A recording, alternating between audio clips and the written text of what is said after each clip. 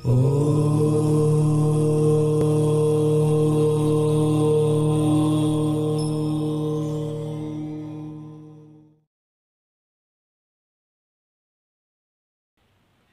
कोई मुझसे पूछे कि योगाभ्यास के लिए कम से कम समय होने पर हम क्या करें, तो मैं कहूँगा कि आप केवल मेरुदंड के अभ्यास करें।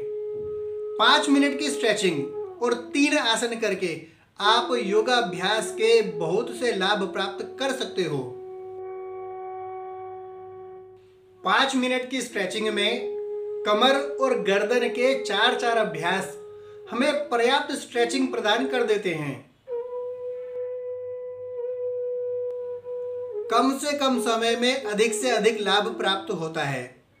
महिलाएं जिनके पास प्रातः के समय सबसे कम समय होता है, उनके लिए यह अभ्यासक्रम बहुत लाभकारी है। आसन करने से पहले शरीर को स्ट्रेच करना, वार्म अप करना जरूरी होता है। उस दृष्टि से यह अभ्यासक्रम अति उपयोगी है। गर्दन और कमर के साथ कंधों का भी व्यायाम होता है। जब हम साइड बेंडिंग करते हैं तो फेफड़ों का भी व्यायाम होता है। हमारी गर्दन में कैरोटिड आर्टरीज होती हैं जो रक्त को मस्तिष्क की तरफ लेकर जाती हैं। उन आर्टरीज में बैरोरिसेप्टर्स होते हैं जो प्रेशर को एडजस्ट करने का काम करते हैं।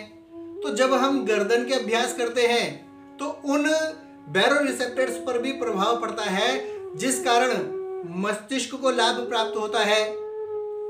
इस समूचे अभ्यास क्रम में रक्त संचरण में सुधार होता है, जिससे हाई बीपी, उच्च रक्तचाप के रोगियों को भी लाभ प्राप्त होता है।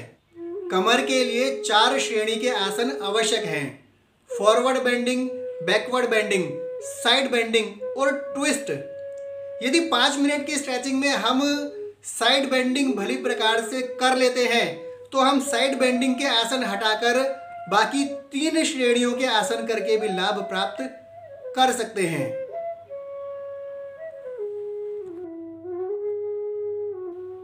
ट्विस्ट के लिए यदि आप अर्ध मत्स्येंद्र आसन, वक्र आसन आदि का चयन करते हैं तो आपको अधिक लाभ प्राप्त होते हैं, क्योंकि ट्विस्ट के साथ ये आसन पेट पर भी प्रभाव डालते हैं।